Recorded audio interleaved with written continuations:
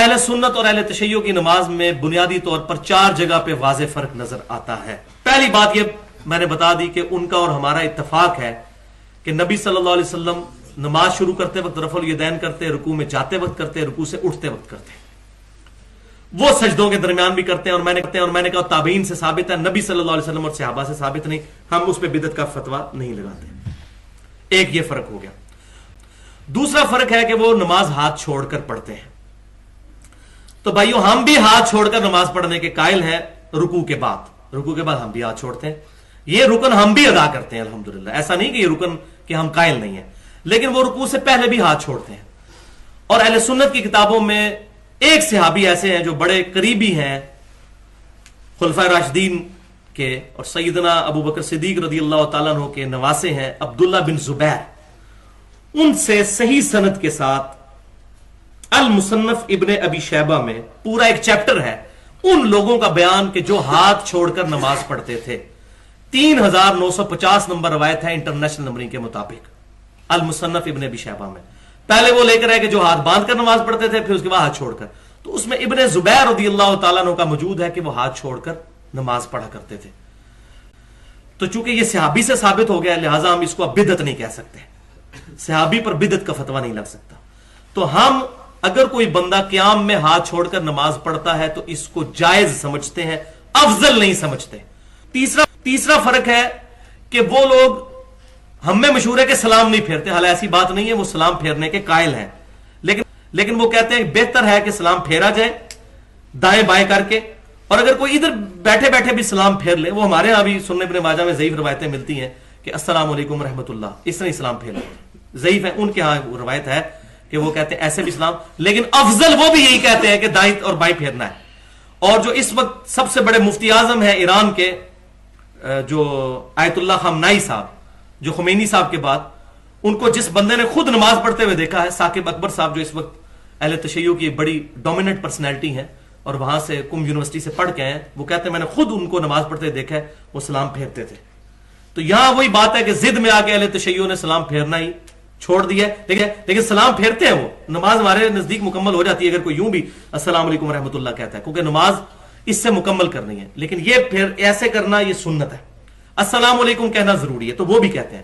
اور پھر وہ سجدوں میں رفع الیدین کرتے ہیں، تو میں نے کہا تابعین سے ثابت ہے. اور وہ سلام کے بعد 3 دفعہ ایسے کرتے ہیں، اور ہم سمجھتے ہیں نماز میں کر رہے ہیں، وہ نماز کے بعد کرتے ہیں اللہ اکبر اللہ اکبر اللہ اکبر. تو وہ ہم بھی قائل ہیں. بخاری اور مسلم کی حدیث ہے کہ آپ صلی اللہ علیہ وسلم فرض نماز کے فوراً بعد اللہ اکبر بلند آواز سے پڑھتے تھے. یہ ان کے یہاں بھی روایت ملتی ہے. تو وہ 3 دفعہ پڑھتے ہیں اللہ اکبر اللہ اکبر اللہ. وہ نماز کا حصہ نہیں ہوتا، نماز کے بعد پڑھ رہے ہوتے ہیں.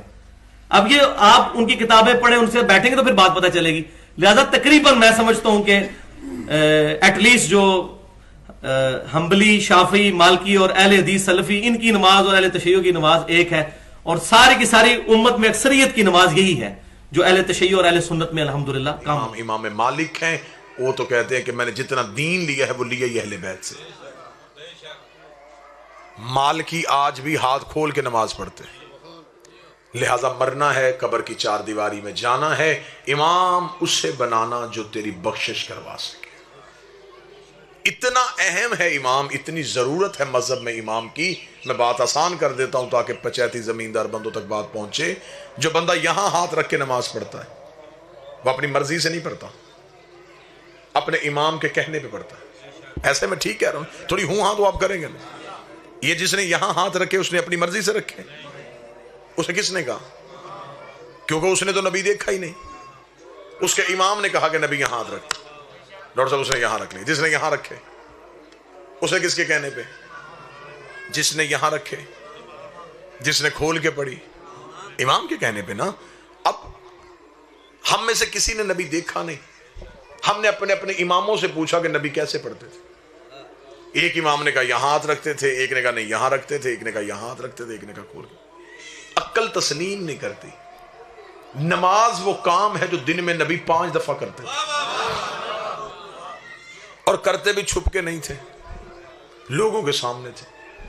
ذہن تسلیم نہیں کرتا کہ جو کام دن میں نبی 5 دفعہ کرتے تھے، امت کو ابھی تک وہ پورا یاد نہیں ہوا کہ وہ کیسے کرتے تھے. کس قوم سے آپ علی ولی اللہ منوا رہے ہیں جو کام دن میں نبی نے 5 دفعہ کیا، ابھی تک یہ اس پہ جھگڑ رہے ہیں؟ غدیر تو ایک دن آیا تھا،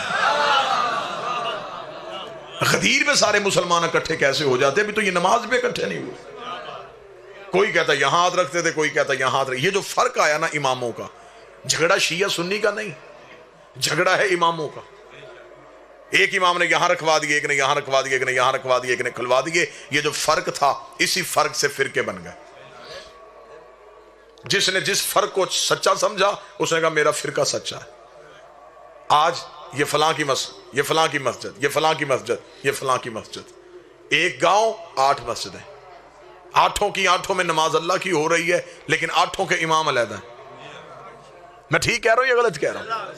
ہر ایک مسجد بنی ہے امام کے نام پہ، اللہ کے نام پہ مسجدیں نہیں بنی، اماموں کے نام پہ مسجدیں بن گئی۔ یہ فلاں مسلکی ہے، یہ فلاں مسلکی ہے، یہ فلاں مسلکی ہے۔ 1400 سال ہو گئے مسلمان گردنیں کاٹ رہے ہیں، تیری نماز غلط ہے، تیرا روزہ غلط ہے، تیرا وضو غلط ہے، میری نماز ٹھیک ہے، میرا روزہ ٹھیک ہے، میرا وضو ٹھیک ہے۔ اب یہ بحث نہ کرو کہ نماز کس کی ٹھیک ہے، پہلے یہ پتہ کرو امام کس کا ٹھیک ہے۔ جس کا امام ٹھیک ہوگا اس کے عمل ٹھیک ہوں۔ اگر امام ہی غلط ہوا تو پھر اس کا مطلب ہے کہ بنیاد ہی غلط ہو جائے گی۔ کو بات سمجھ میں آ رہی ہے ہی نہیں آ رہی؟ اب اماموں کا کام تھا ہم تک دین پہنچانا۔ چلے بات بڑی آسان کر دیتے ہیں اور بالکل مختصر کر دیتے ہیں۔ پڑھنے والے احباب تشریف فرما ہے، حکم کی تمیل ہو گئی، دارین کا حکم تھا، میرے بھائی عدنان کا حکم تھا، وعدہ وفا ہو گیا۔ بس آخری سطریں کو میں آپ کے سامنے اب مجمع سے میں نتیجہ لوں گا اور نتیجے کے بعد میں آپ کو سلام کر دوں گا کہ دین لینا کس سے چاہیے، اور میں ایسی بہترین دلیل دوں گا کہ آپ کے ذہنوں میں ساری زندگی یہ دلیل رہے گی۔ میں آپ کے سامنے تقریر کر رہا ہوں، 35-40 منٹ تقریر کرنے کے بعد میں اعلان کروں کہ جو میں نے تقریر کی ہے میرے مجمع سے کوئی بندہ اٹھ کے مجھے لفظ بلفظ سنائے۔ ایسا ہو سکتا ہے؟ جو خاموش بیٹھے ان کا دعویٰ ہے نہیں سنائی جا سکتی، کیونکہ آپ سن رہے ہیں، یاد نہیں کر رہے۔ یاد بھی کر سکتے تو پھر بھی غلطی تھی، آپ لکھ بھی رہے ہوتے تو پھر بھی غلطی تھی۔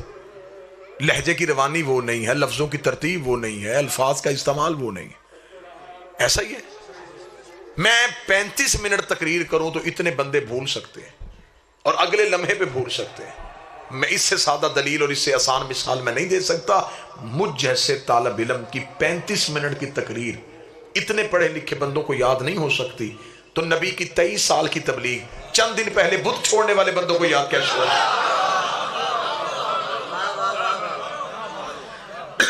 مثال بڑی آسان اور اسی سے میں نتیجہ دے دوں۔ میں تقریر کروں، میں تقریر کرنے کے بعد میں چلا جاؤں۔ تقریر میری ایک تھی، یہ 150 بندے نے سنی، یہ لوگ اپنے اپنے گھروں میں گئے۔ کسی نے پوچھا کہاں گئے تھے؟ جی مجلس پہ گئے تھے۔ وہاں کون آیا تھا؟ وہاں جو خطیب آیا تھا آصف الوی۔ کیا پڑھا اس نے؟ اب آپ نے میری تقریر اپنے انداز میں سنائی، آپ نے اپنے طریقے سے سنائی، تقریر میری تھی، سنائی آپ نے۔ اب آپ نے جب اپنے طریقے سے سنائی تو میری اور آپ کی تقریر میں فرق آ گیا۔ وہ بات جب اگلے کان تک پہنچی تو تقریر بدل چکی تھی۔ جس بندے کو آپ نے سنائی وہ مجھے گجرات ایک مجلس میں ملا، اس نے کہا جی آپ مچھیانہ گئے تھے؟ جی گیا تھا۔ آپ نے یہ تقریر کی تھی؟ میں نے یہ تو نہیں کی تھی۔ وہ کہے گا جس نے مجھے سنائی اس نے یہ سنائی۔ تو اس کا مطلب ہے جتنے راوی بدلتے گئے۔ میں تو دین کا بالکل آغاز آپ کے سامنے سنا رہا ہوں، ابتدائیہ ہوا کیا دین کے ساتھ، یہ ڈھونگ دین کے ساتھ کیا ہوا، یہ آج تک فرقوں میں ڈرامہ کیا ہے۔ جتنے راوی بدلتے گئے اتنی تقریر بدلتی گئے۔ قصور میرا نہیں، قصور ہے راویوں کا۔ راویوں نے میری تقریر کمزور کر دی، قصور نبی کا نہیں۔ نبی نے ایک دین بنایا تھا، ایک ہی دین بتایا تھا، جیسے راوی بدلتے گئے ویسے دین بدلتا گیا۔ جو نبی کی اور بتانے والے کی تقریر میں فرق آیا، اس فرق سے فرقہ بن گیا۔ ایک نے کچھ سنایا، دوسرے نے کچھ سنایا، تیسرے نے کچھ سنایا۔ دین ایک تھا، باہر نکلا، کئی حصوں میں تقسیم ہو گیا۔ اب آپ کہیں گے جی آپ شیعوں نے بھی تو فرق لیا، آپ نے کہاں سے لیا؟ ہم مطمئن ہیں، اب میں اپنا اطمینان آپ کو سنانے لگا ہوں اور اتنا اچھے طریقے سے سنانے لگا ہوں کہ میرا خیال ہے کہ پھر پوری زندگی آپ کو یہ جملہ یاد رہے گا. میں نے کہا کہ تقریر آپ لوگوں کو یاد نہیں ہوئی, آپ نے آگے سنائی, فرق آ گیا. ایسا ہی ہے جی. اب جس بندے نے میری تقریر مکمل لینی ہو وہ ان میں سے کسی بندے سے نہ پوچھے. یہ بیٹھا ہوا ہے سامنے ایک نوجوان, اس کے ہاتھ میں موبائل کیمرہ, یہ میری تقریر ریکارڈ کر رہا ہے. اس کے پاس ایک ایسا آلہ ہے جس میں یہ صلاحیت ہے کہ وہ میرے لفظوں کو محفوظ کر سکتا ہے. میں بالکل نتیجہ یہ کہ آپ کو سلام کرنے لگا, بالکل زحمتیں تمام ہو گئی. اس کی صلاحیت نے میرے لفظوں کو محفوظ کر لیا. اب کل کو یہاں پہ کوئی بندہ ہے وہ کہے جی کل آصف الوی صاحب یہاں آئے تھے, مجلس پڑھی تھی, جی پڑھی تھی. کس بندے نے سنی؟ فلاں بندے نے سنی. وہ ایک ایک بندے کے گھر گیا, کسی نے کوئی سنائی, کسی نے کوئی سنائی, کسی نے کوئی سنائی. وہ سر پکڑ کے بیٹھ گیا. اسے تقریر وہ ایک کر کے گیا ہے. کوئی بندہ کہتا یہ کہہ کے گیا, کوئی کہتا یہ کہہ کے گیا, کوئی کہتا یہ کہہ کے گیا. پھر آخر ایک عقل مند بندہ ملا. اسے کہا اتنے دروازوں پہ نہ جا. مجلس میں بیٹھا تھا ایک بچہ, اس کے ہاتھ میں تھا ایک موبائل فون, اس میں اس نے پوری تقریر ریکارڈ کی ہے. تو اس بچے کے پاس جا. اب یہاں اس بندے کے ساتھ علاقے کے بوڑھے لڑنا شروع کر دیں کہ تو بوڑھوں کے ہوتے ہوئے بچے سے کیوں پوچھ رہا ہے.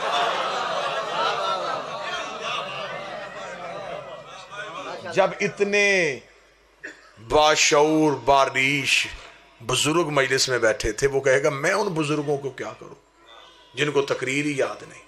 اس بچے کے پاس وہ صلاحیت تھی جس نے تقریر کو محفوظ کیا ہوا ہے. اگر وہ بندہ اس موبائل فون کو محفوظ کر لے, 25 سال کے بعد بھی اسے آن کرے, میں ویسے ہی بولنا شروع کر دوں گا جیسے اب بول رہا ہوں.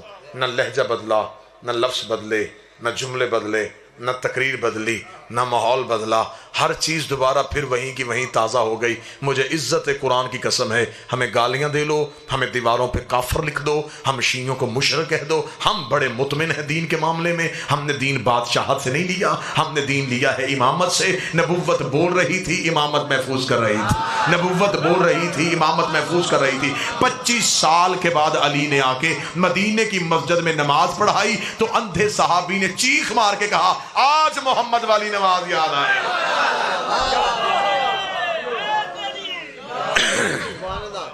یہ بات میں کتابوں سے دکھانے کے لیے تیار ہوں کہ علی کی پہلی نماز میں ایک اندھا صحابی چیخ اٹھا. اس نے کہا آج محمد والی نماز یاد آئی. اس کا مطلب ہے کہ اس دور میں جو علی تک حکومت پہنچی, اس دور میں نہ نماز وہ رہی تھی, نہ روزہ وہ رہا تھا. لوگوں نے دین اپنی مرضی کے مطابق استعمال کیا.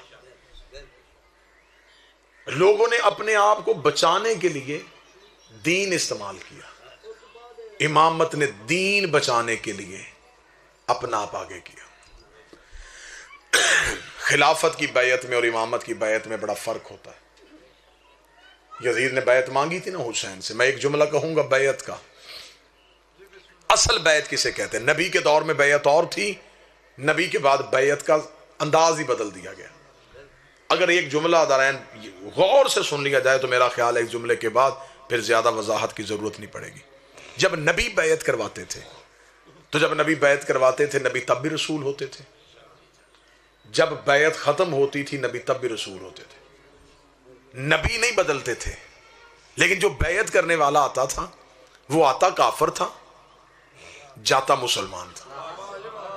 بیعت کرنے والا بدلتا تھا, بیعت لینے والا نہیں بدلتا تھا.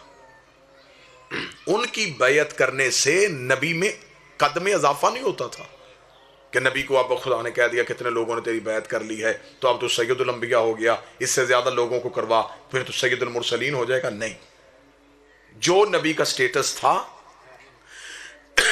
وہی کا وہی رہا. بیعت کرنے والے بدلتے گئے, نبی نہیں بدلا.